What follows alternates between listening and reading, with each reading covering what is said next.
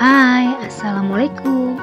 Di sini kita akan membuat lagi bingkai foto dari kardus dengan memakai bahan alam biji-bijian sebagai cover. Di video kali ini kita hanya memakai 2 macam biji-bijian saja. Untuk cara membuatnya, alat dan bahan serta ukuran langsung tonton videonya. Jangan di skip ya, agar kalian memahami langkah demi langkah. Check it out.